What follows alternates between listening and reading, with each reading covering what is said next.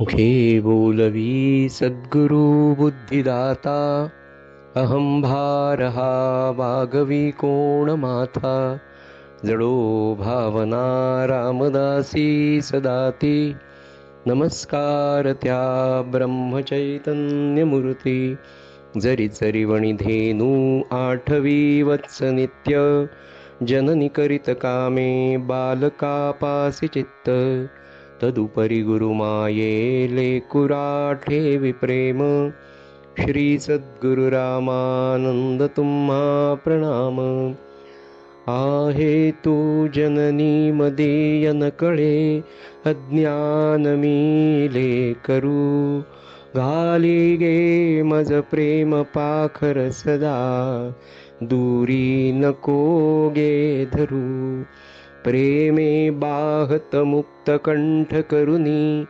नाही दुजे बंधन प्रल्हादा गुरुराज यानित तुम्हा माझे असो वंदन अधिष्ठान जेते प्रतिष्ठान देखा तिथे जन्मला तो गुणातीत एका तयाचे निनामे चुके जन्म वेथा नमस्कार माझा गुरु एकनाथा श्रीराम समर्थ. सज्जनो, आपला कालचा विषय असा होता की या विश्वाच्या निर्मितीनंतर भगवंतानी चतुश्लोकी भागवत हे सर्वप्रथम ब्रह्मदेवाला सांगितलं.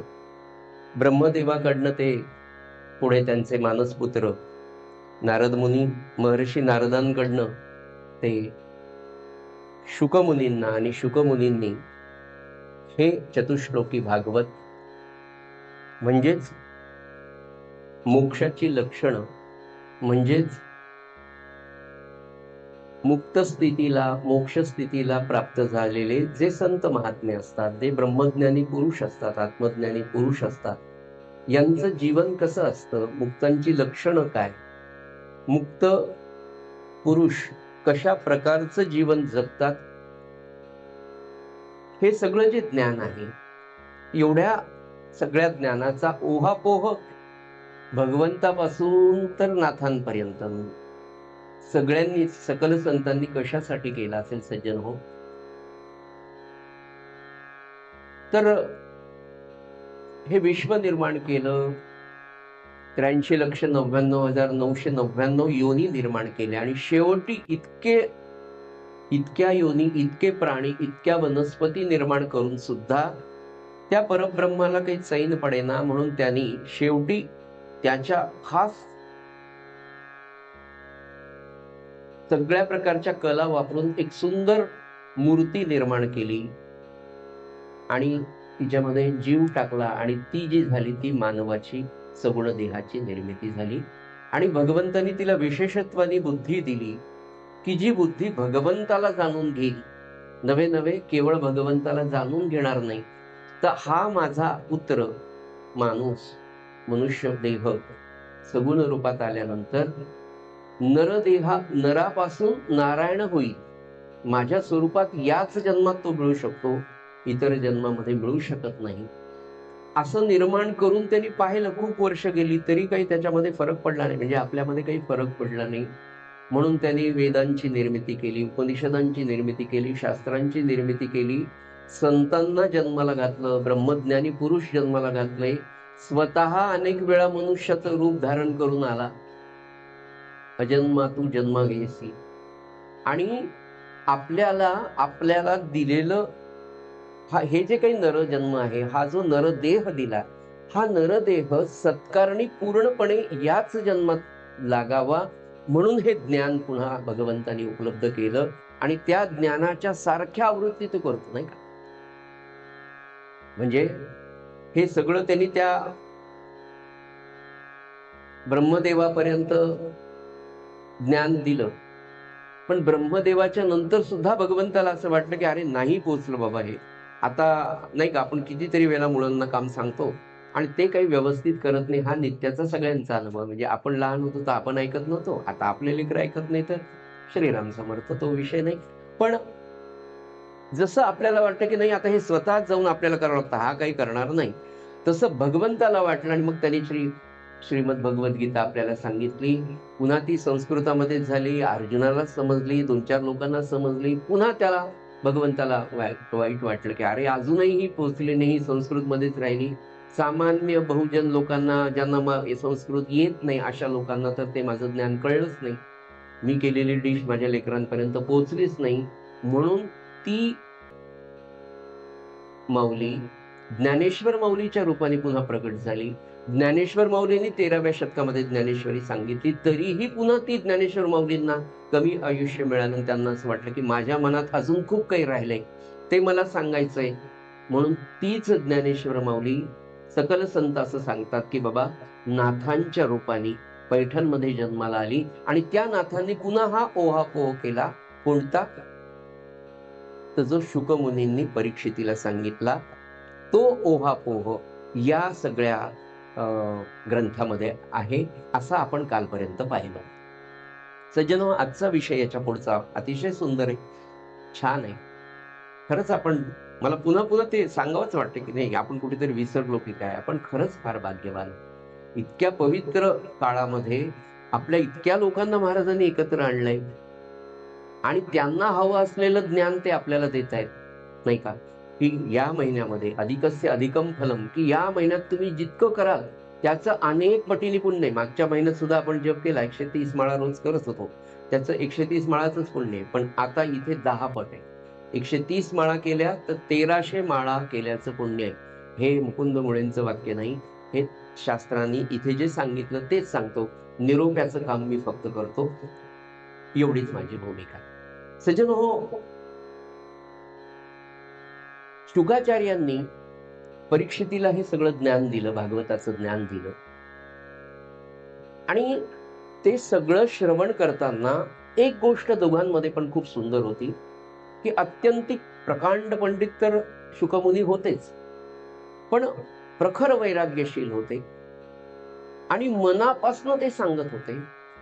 शुकमुनी जितक्या मनापासून सांगत होते तितकंच परीक्षिती राजा अगदी मनापासून ऐकत होता, कारण त्याच्यावरती वेळ आली होती. तो इतिहास आपण उद्या पाहणार.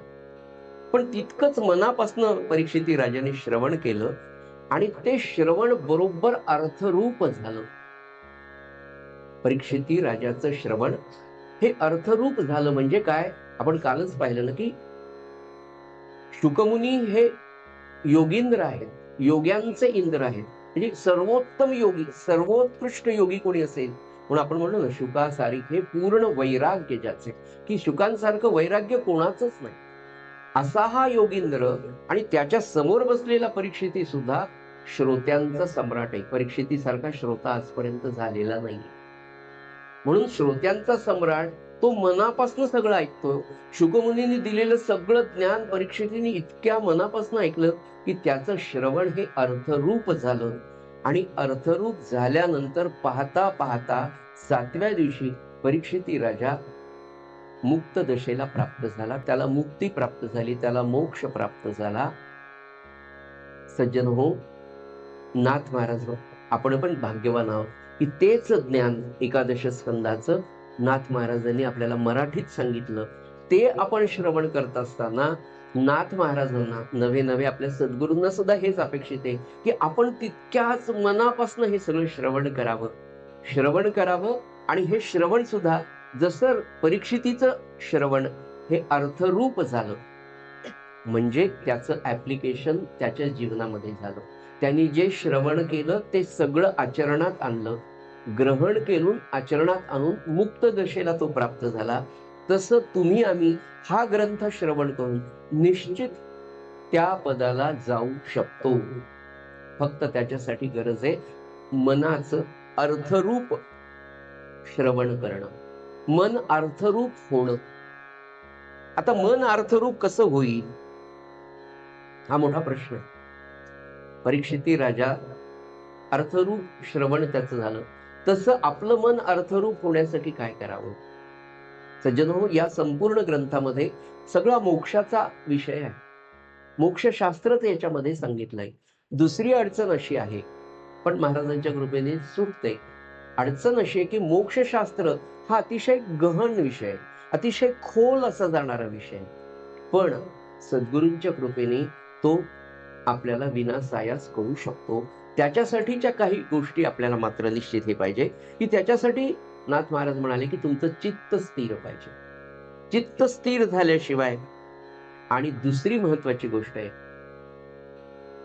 की हा मोक्षाचा अतिशय गहन, अतिशय खोल असलेला विषय जर समजून घ्यायचा असेल तर चित्त स्थिर होणं आवश्यक आहे, मन एकाग्र होणं आवश्यक आहे.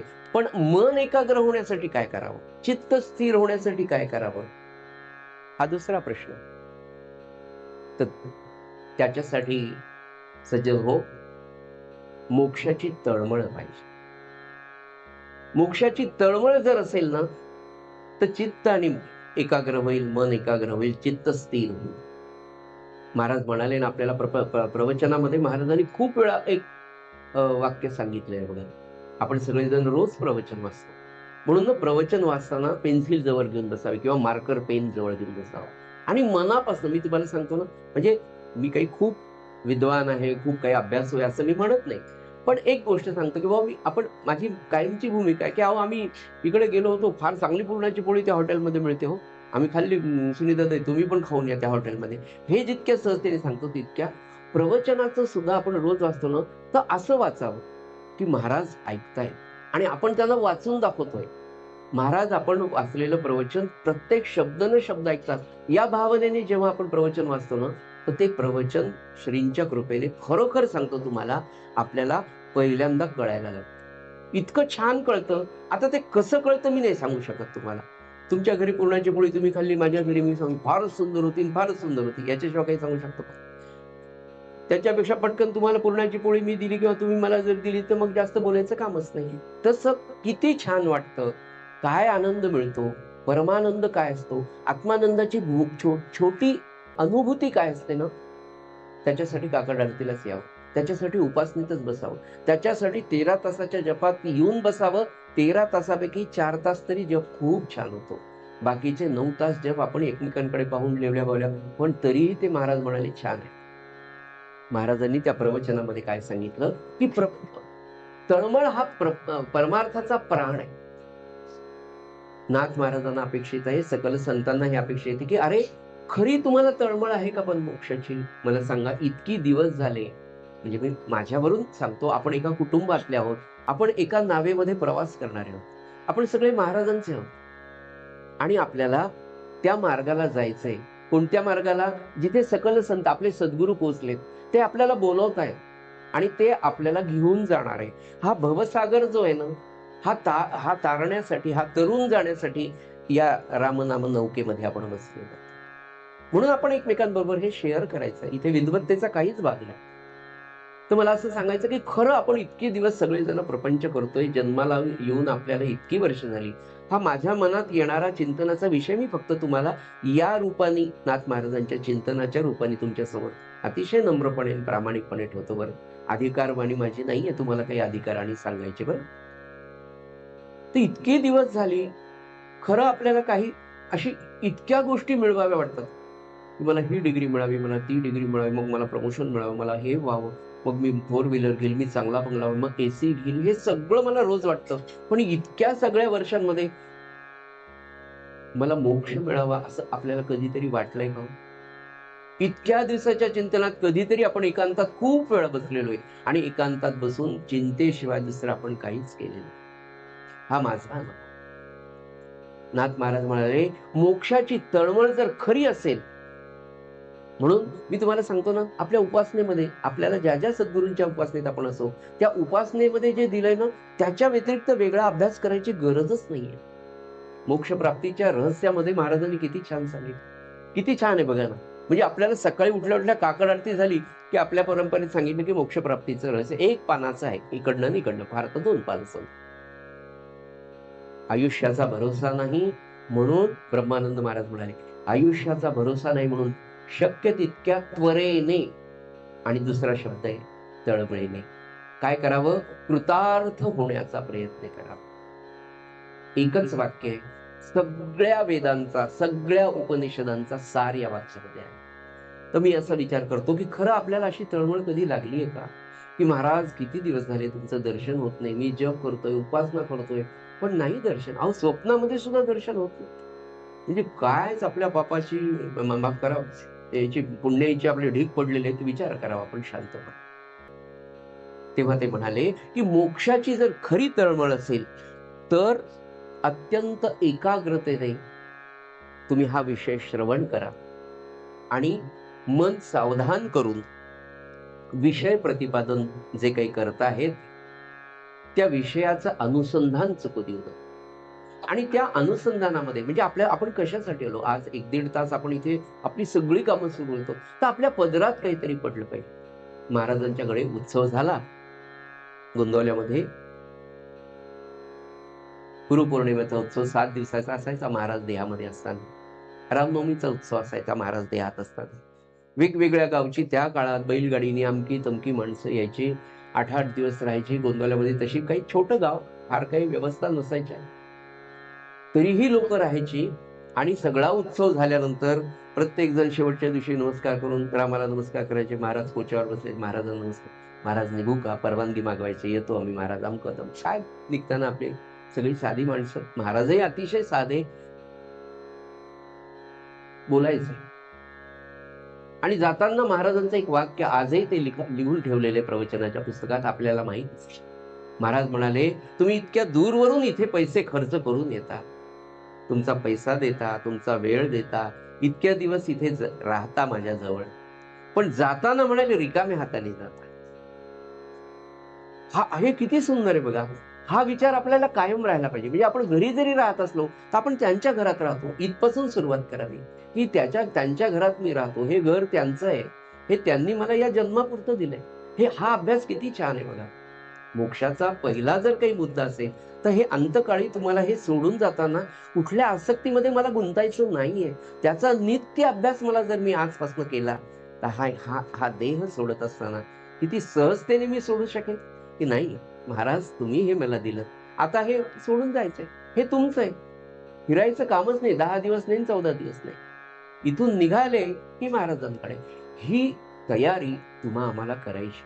रोज चिंतन याचं थोडं तरी झालं पाहिजे, तर खरी मोक्षाची मुक्तीची तळमळ आपल्याला निर्माण होईल. आणि अशा प्रकारची तळमळ जर महाराज म्हणाले तुम्हाला राहिली आणि या चिंतनामध्ये जर तुम्ही मनापासून श्रवण केले की नाही, आज मी श्रवण केलं ना, एक पाऊल तरी मला परमार्थामध्ये पुढे टाकायचं, एकदम नाही होणार, या जन्मात किती साधणार आहे हे माहित नाही. परवाच्या दिवशी एक मुद्दा मी तुम्हाला सांगता सांगता विसरलो. शारदा मातांचा वेगळे 2-3 अनुभव सांगितले. मला जो सांगायचा तो मुद्दा आता पुन्हा आठवला. शारदा मातांचं एक वाक्य, त्या म्हणाल्या, बाळांनो तुम्हाला शांती हवी आहे ना, आता तुम्हाला शांती हवी आहे ना, तर लगेच नामस्मरणाला लागा, पण अंतकाळी मी तुम्हाला ती देणारच आहे. एवढं सुंदर वाक्य दिसायला फार छान आहे, साधं आहे. शारदा माता म्हणजे गुरुमाऊली.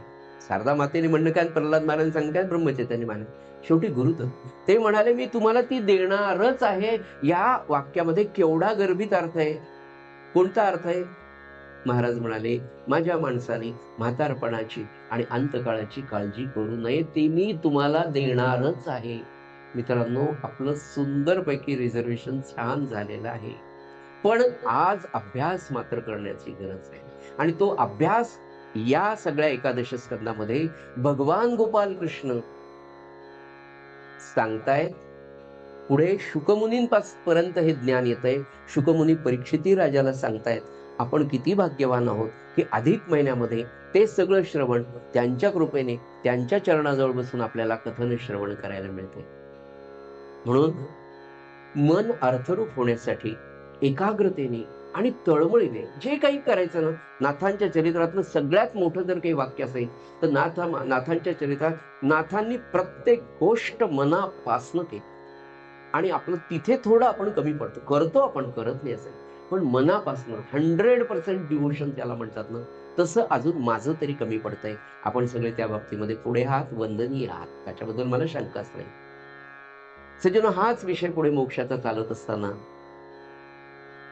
अर्जुनाला गीता सांगणारा आणि उद्धवाला ज्ञान देणारा भगवान गोपाल कृष्ण हा अवतारच आहे. पण त्या अवताराचं वैशिष्ट्य आपण काल पाहिलं की तो पूर्ण अवतार. त्याच्या आधीचा जो अवतार आहे तो आहे भगवान रामचंद्रांचा.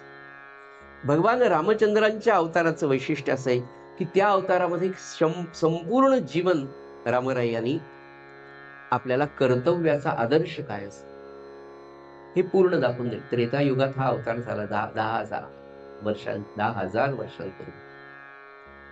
जीवनाच्या रामरायाचं जीवन जर आपण पाहिलं तर जीवनाच्या प्रत्येक अंगामध्ये कर्तव्याचं पालन कसं करावं, कर्तव्याच्या म्हणजे सगळी बंधनं पाळून ते त्यांनी आचरून दाखवलं.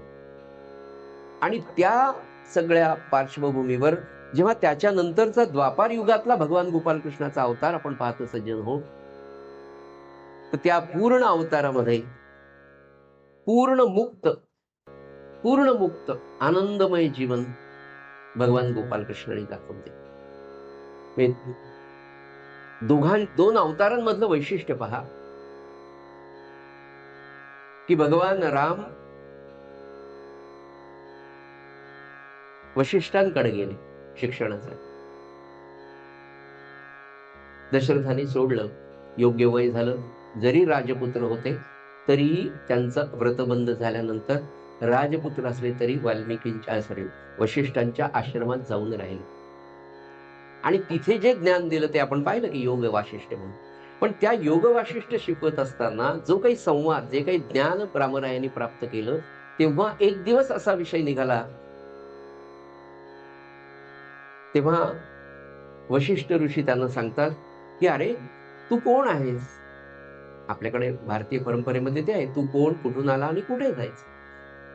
तर भगवान राम म्हणाले, मी दाशरथी राम आहे, मी दशरथाचा पुत्र, अयोध्येच्या राजाचा पुत्र आहे.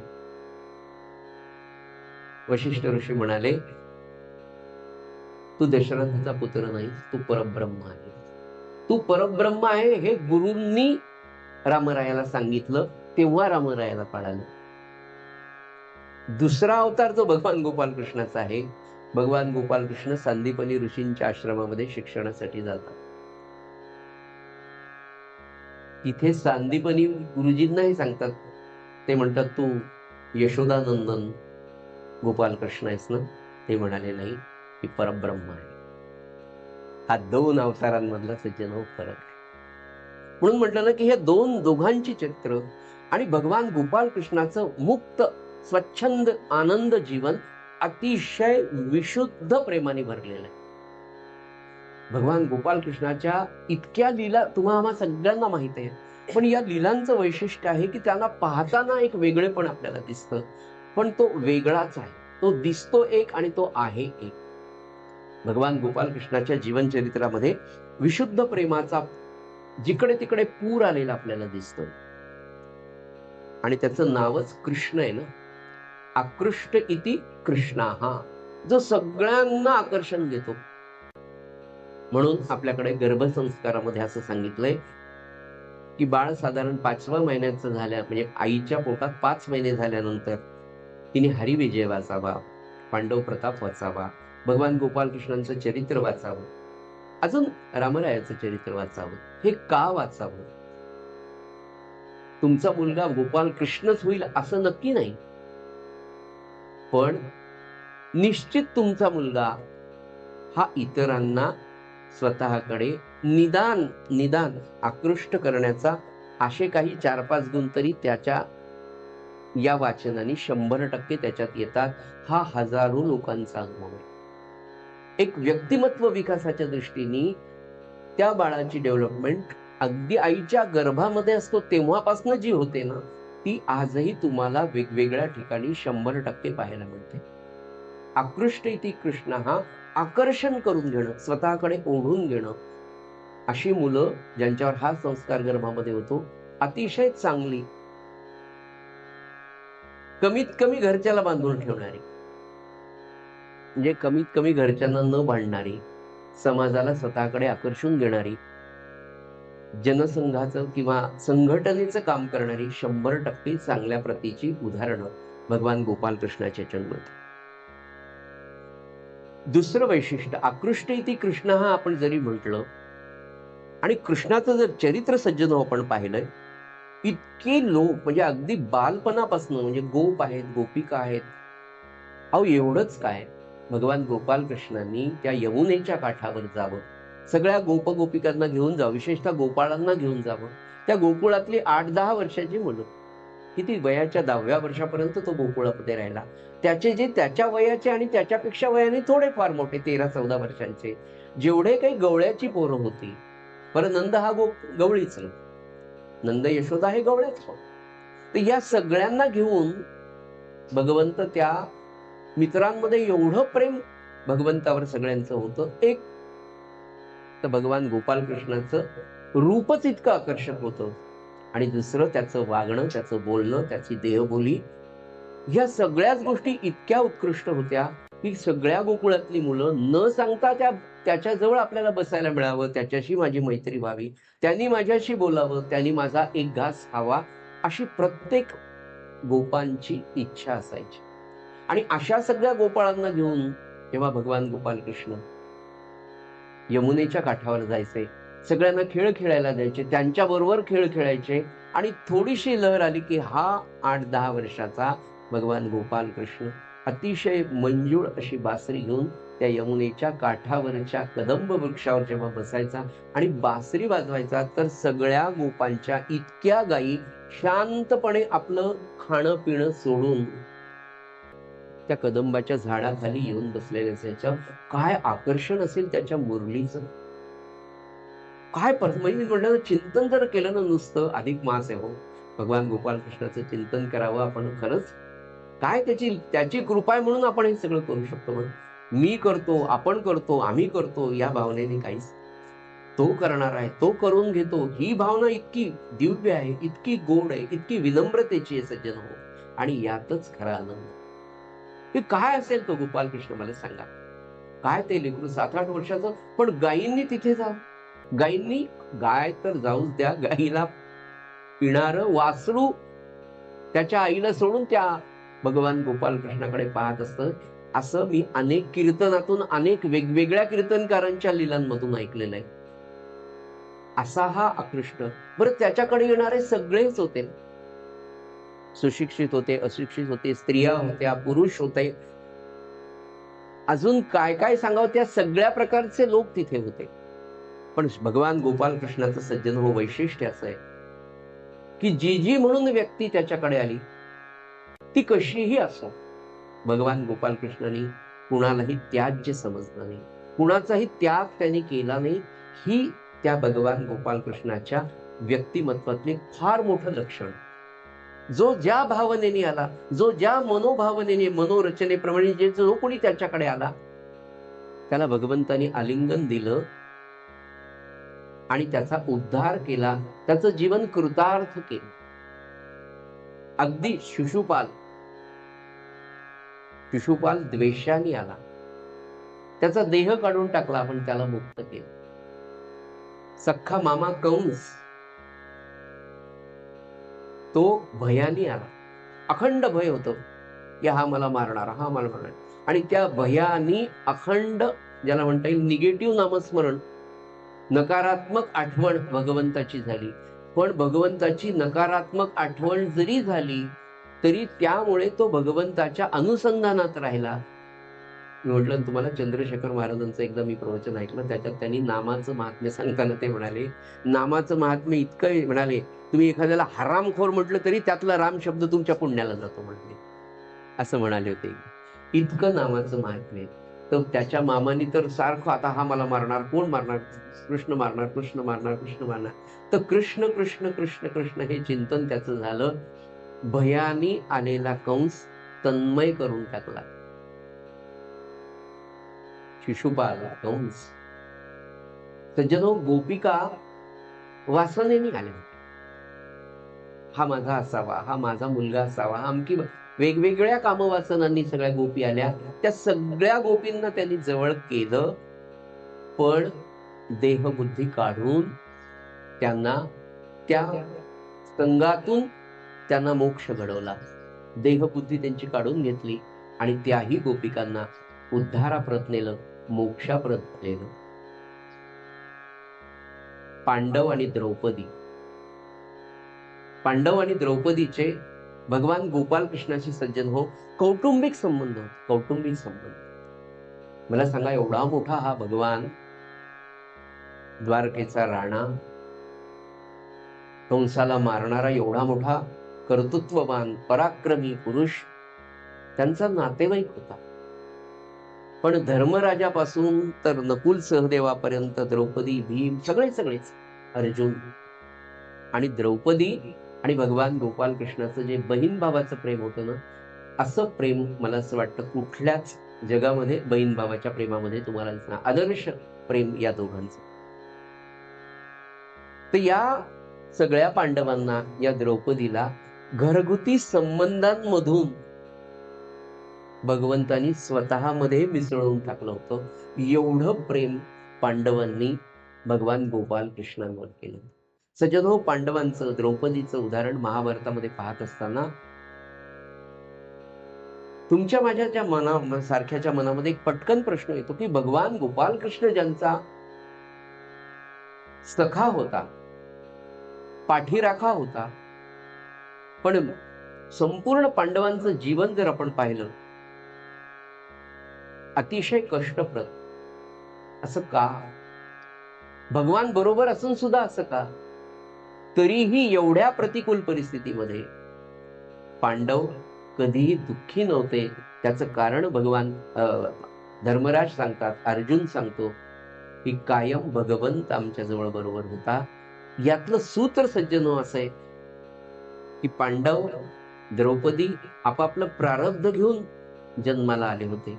त्या प्रारब्धामध्ये हे सगळं होणारच होतं, पण प्रारब्धाचा धक्का त्यांना कधी लागला नाही, भगवंतानी लागू दिला नाही. तसं महाराज म्हणाले की आता कलियुगामध्ये भगवंताचा अवतार नाही, आता एकच अवतार आहे आणि तो अवतार म्हणजे नामावतार. तसं दुसरं महाराजांनी असं सांगितलं की भगवंत देहात असताना जे काम करतो ते काम त्याचं नाम करतो. भगवंत म्हणजेच परमात्मा इज इक्वल टू सद्गुरु इज इक्वल टू नाम. हे तीनही सारखेच आहेत. आपण गणितामध्ये is equal to A is equal to B is equal to C म्हणतो की नाही, अगदी तसं आहे सज्जन की भगवंत देहात असताना जी जी कामं करू शकतो, नवे नवे भगवंताची जी शक्ती असते, तो सगुणात असताना असं आपल्याला वाटतं तेवढीच शक्ती, नवे नवे त्याच्याही पेक्षा जास्त शक्ती भगवंताच्या नामामध्ये. म्हणून तुम्ही नामाला घट्ट धरून ठेवलं तर भगवंत तुमच्या हातात आहे. इतकी सुंदर उदाहरण महाराजांच्या परवाच्या प्रवचनात आहे की लहान लेकरं पतंग उडत असतात, पतंग इतका उंच गेलेला असतो की तो कदाचित डोळ्याने दिसत पण नाही, पण तो दोरा त्याच्या हातात असतो आणि तो वल्हवत असतो. तो म्हणतो नाही, पतंग माझ्या हातात आहे.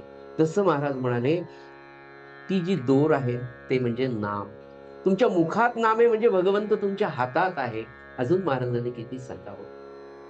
आणि सज्जन हो, जो म्हणून ज्या वृत्तीने भगवान गोपाल कृष्णांकडे गेला त्याच्यातले सगळे दोष भगवंतांनी दूर केले, त्याची देहबुद्धी काढून टाकली आणि मग त्याला स्वतःमध्ये मिसळून टाकलं. नवे त्याला मोक्ष पदाला प्राप्त करून दिलं. असं हे भगवान गोपाल कृष्णाचं व्यक्तिमत्व सज्जन हो, किती सांगावं, अवर्णनीय आहे, खूप आहे. शुकमुनींसारखा वैराग्य संपन्न त्यांनाही भगवान गोपाल कृष्णाच्या चरित्राची गोडी अतिशय लागलेली.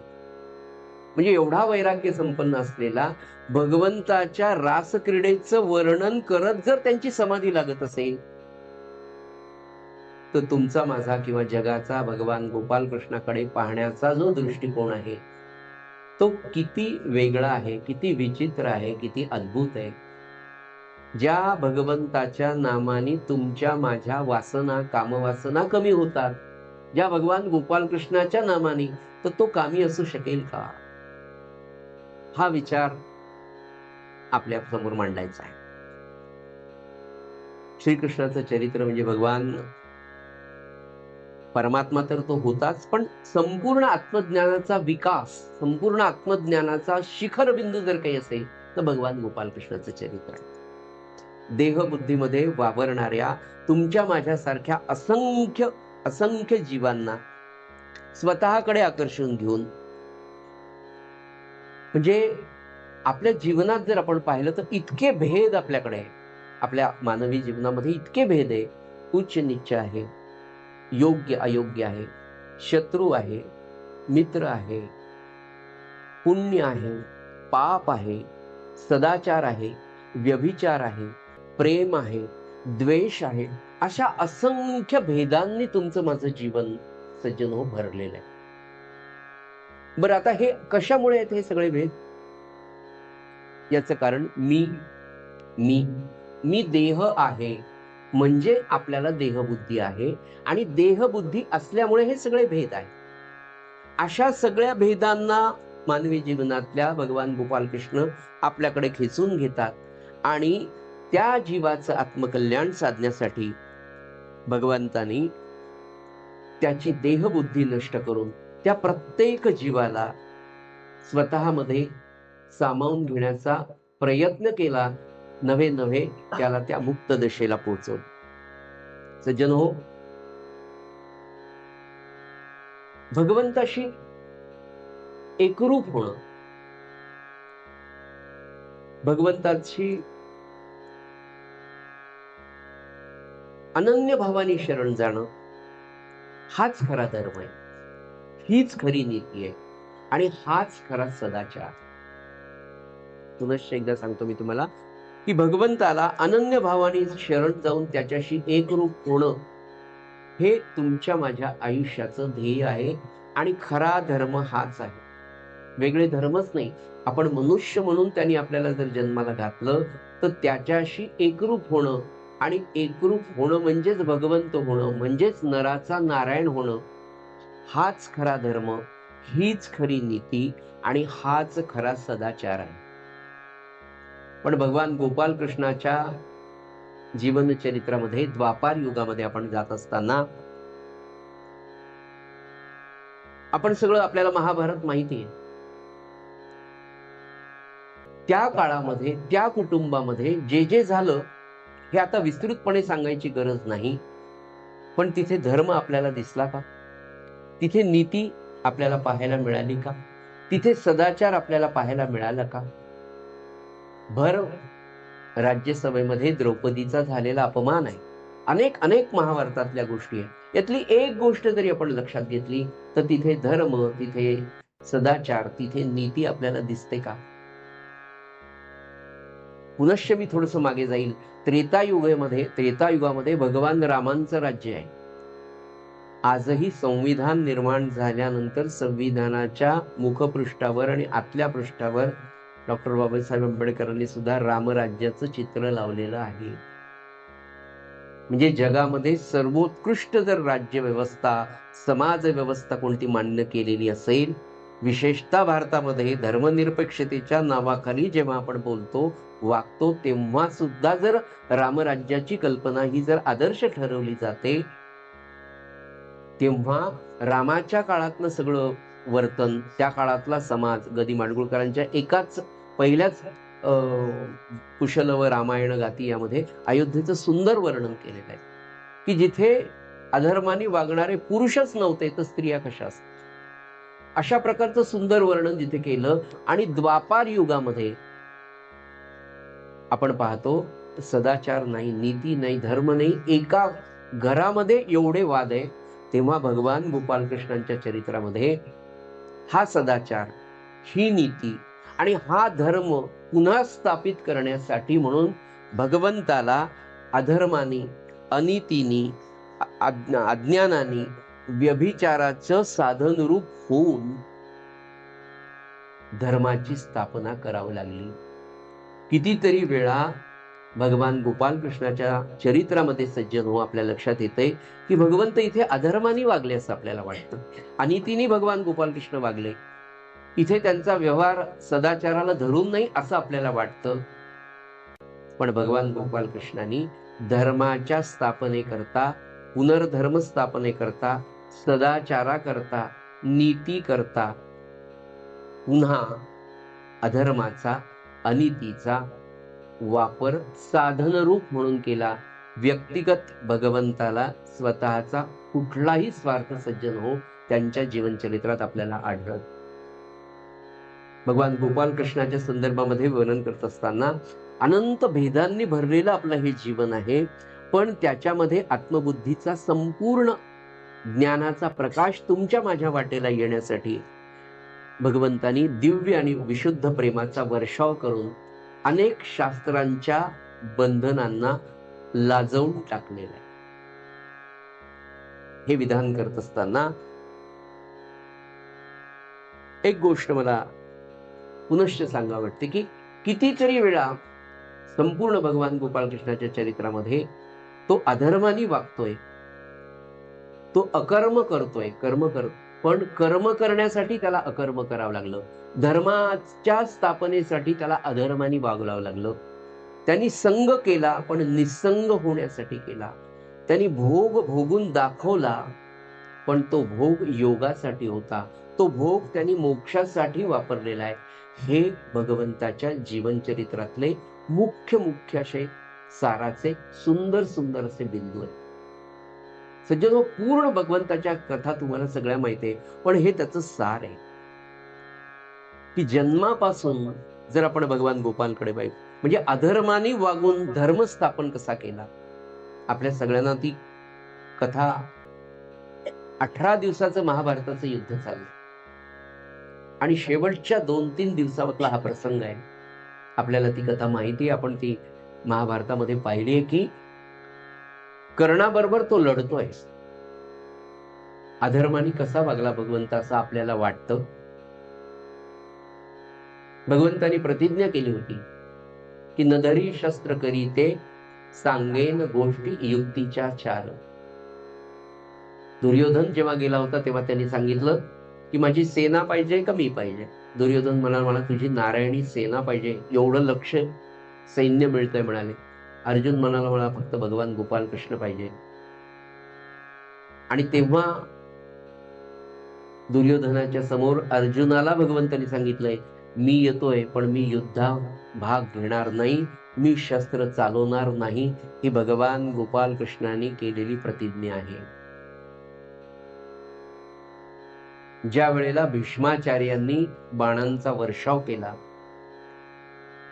वेगवेगळी अस्त्र अर्जुनावर टाकायला सुरुवात केली, तेव्हा भगवान गोपाल कृष्णाने कोणतं शस्त्र घेतलं, कशा प्रकारे अर्जुनाचा बचाव केला हे आपल्या सगळ्यांना माहिती आहे.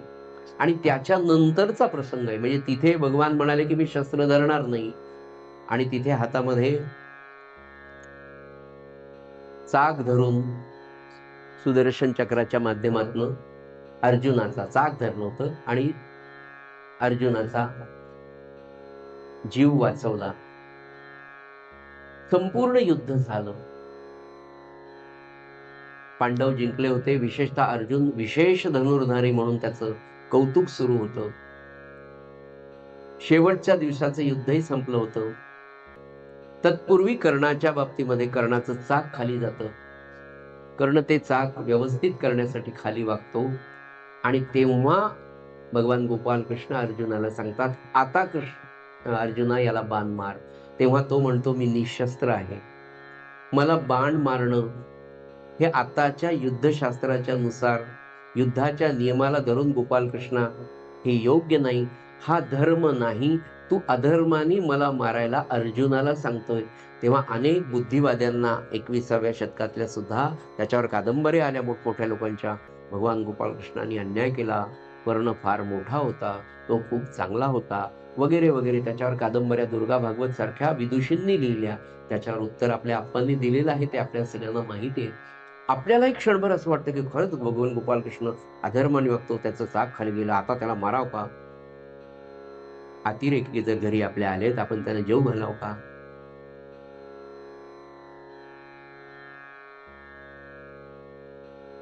भगवान गोपाल कृष्णाने सांगितलं अर्जुन कर्णा तुला आता धर्म आठवतो. रजस्वला असलेल्या द्रौपदीच्या पदराला हात घालत असताना तुझा धर्म कुठं गेला होता.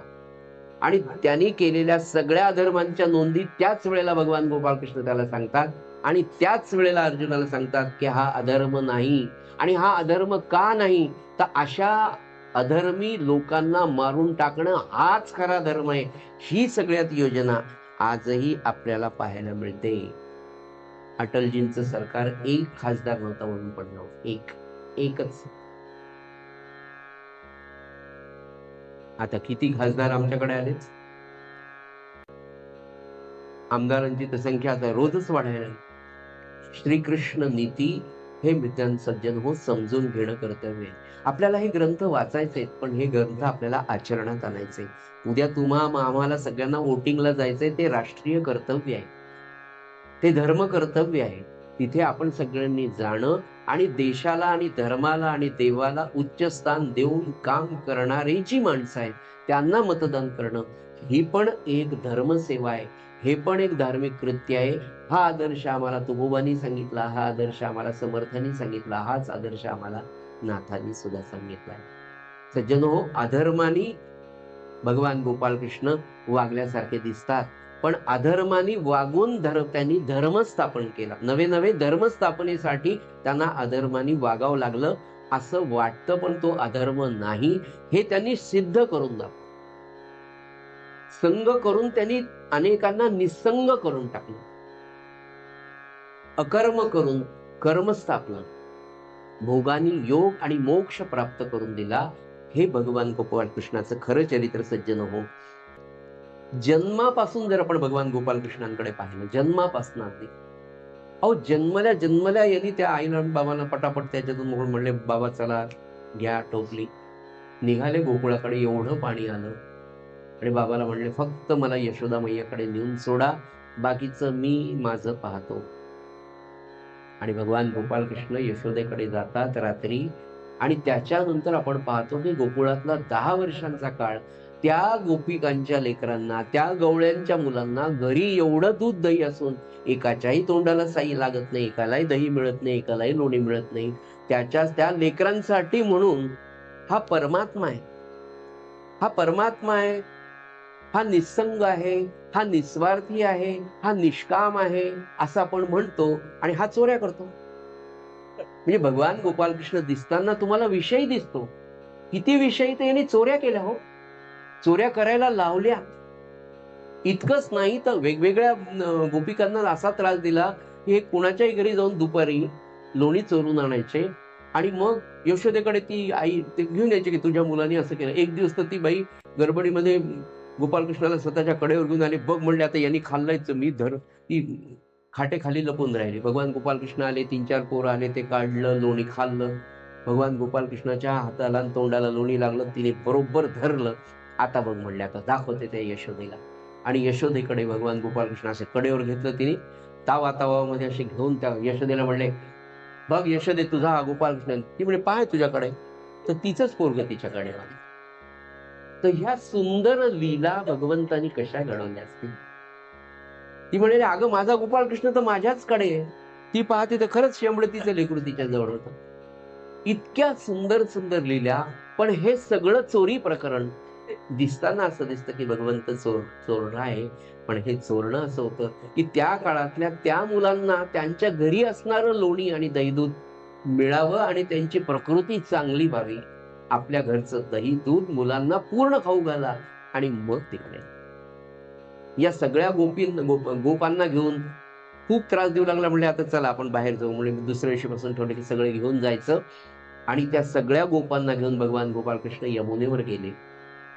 सगळ्यांचं ते खेळणं झालं, चेंडू खेळला, हे ते सगळं झालं. दुपारच्या वेळेला भगवंतांनी सगळ्यांना सांगितलं होतं, पेंद्या होता, सुदामा, अमके जमके सगळ्यांना सांगितलं तुम्ही तुमचे डबे घेऊन या, कोणी भाकरी, कोणी भाजी, काय असेल ते सगळं आणलं. ते सगळं एकत्र केलं, त्याचा काला केला, सगळ्यांनी भगवंताला भरवला, भगवंतांनी सगळ्यांना खाऊ घातला. आणि ते खाल्ल्यानंतर भगवंतांनी असं सांगितलं, अरे तुमच्या बोटाला जो काला लागलाय तो सुद्धा तोंडात बोट घालून चोखून घ्या म्हणाले. थोडा सुद्धा काला बोटांना राहू देऊ नका. तुम्ही यमुनेवर पाणी प्यायला जाल तेव्हा यमुनेमध्ये सगळ्या वैकुंठातले, सगळ्या स्वर्गातले देव मासे होऊन ते तुमचा प्रसाद खायला येणार आहे म्हणाले.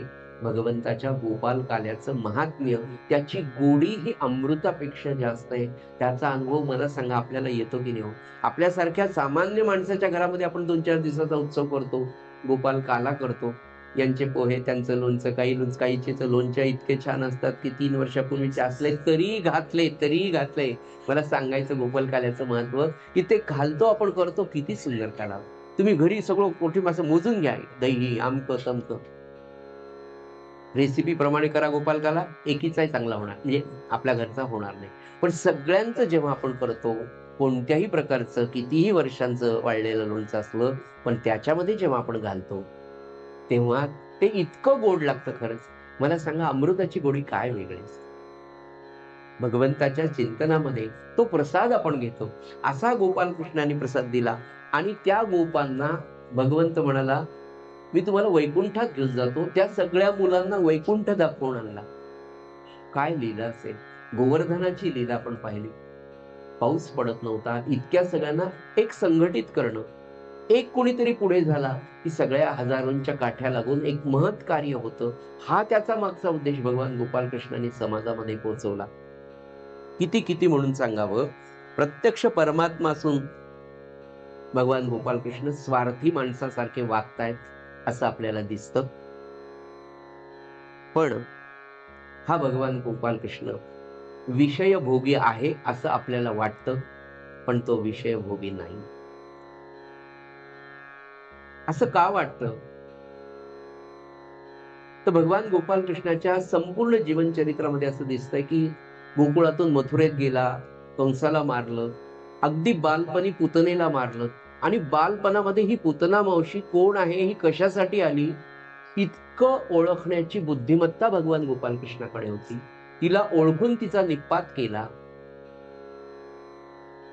पुढे द्वारकेला गेला, राज्य स्थापन केलं, राज्याचा भोग केला. इतक्या म्हणजे प्रेमविवाह सुद्धा करून दाखवला त्यांनी. जगातलं पहिलं प्रेमपत्र हे रुक्मिणीला लिहिलेलं आहे. त्याच्यानंतर अनेक धर्मशास्त्राला धरून अनेक विवाह त्यांनी केले. तेवढंच नाही तर 16,108 स्त्रियांचा पती म्हणून नवे नवे त्यांना पत्नी म्हणून दर्जा दिला. हे सगळं करत असताना इतकी मुलं झाली. तुम्हा आम्हाला असं वाटणं खरंच साहजिक आहे की भगवान गोपाल कृष्ण हा विषयी होता, असं वाटणं साहजिक आहे. पण तो तसा नाही. याचं कारण असं आहे सज्जन, की भगवंताच्या देहाकडे तुमची माझी समाजाची पाहण्याची दृष्टी चुकीची. ही दृष्टी कशी चुकीची आहे? एक उदाहरण मी परवा दिलं, त्यात सार फक्त सांगायचा राहिला होता, तो सांगतो. आपली दृष्टी कशी आहे? घडलेली घटना आहे, 1967 पूर्वीची ही घटना आहे. वाणीरूप महाराज होते. बाबा बेलसरे दर रविवारी ज्ञानेश्वरी मालाडला सांगत असत आणि एक महाभारताचा अभ्यास करणारे एक विद्वान तिथे रोज यायचे. तो प्रश्न मी तुम्हाला सांगितलाय. तर ते महाभारताचा अभ्यास करणारी व्यक्ती बाबांचं प्रवचन झाल्यावर बाबांना हात जोडून म्हणाले, मला एक प्रश्न पडला, माझा असा असा अभ्यास आहे महाभारताचा वगैरे. ते म्हणाले, बाबा म्हणाले सांगा. तर ते म्हणाले, माझा प्रश्न असा आहे की द्रौपदीला 5 पांडव, तिचे 5 पती म्हणाले. बरं म्हणाले, मग तर 72 दिवस एका पती बरोबर ती राहत असे, अधिक मास आल्यानंतर काय, हा आपला प्रश्न झालेला आहे. बाबा बेलसरे म्हणाले, मला त्याच्याविषयी फार माहित नाही, पण मी काही पुस्तकामध्ये माहिती मिळते का ग्रंथांमध्ये मध्ये पाहतो म्हणाले. त्यांना काही माहिती मिळाली नाही. संध्याकाळी ते गृहस्थ पुन्हा गेले की का त्या अधिक महिन्याचं काय. तर बाबा म्हणाले, मला काही उत्तर मिळालं नाही. आपण असं करू, खाली महाराज आहेत म्हणाले, वाणीरूप महाराज आहेत, त्यांच्याकडे जाऊ. बाबा घेऊन त्या प्रापंचिक व्यक्तीला घेऊन तिथे गेले आणि म्हणाले की महाराज, असा असा एक प्रापंचिक माझ्याकडे आलाय आणि त्याचा असा प्रश्न आहे की अधिक मासामध्ये द्रौपदी आणि पांडवांच्या संदर्भात. महाराज म्हणाले, प्रापंचिकाची, महाराजांचे शब्द पहा, महाराजांचे याच्यावरचं उत्तर. महाराज म्हणाले, प्रापंचिकाची दृष्टी ही विषयाला धरूनच असणार आहे. त्यानं दुसरं कायच असणार आहे. दुसरं उत्तर म्हणाले, अधिक मासामध्ये ते पांडव होते, ती द्रौपदी भगवान गोपाल कृष्णाची बहीण होती, ते आयुष्यभर भगवंताच्या सहवासात होते. अधिक मासामध्ये हे सगळे पांडव आणि द्रौपदी एका तीर्थक्षेत्रावर जाऊन महिनाभर सगळेजण व्रतस्थ राहून अनुष्ठान करत असत.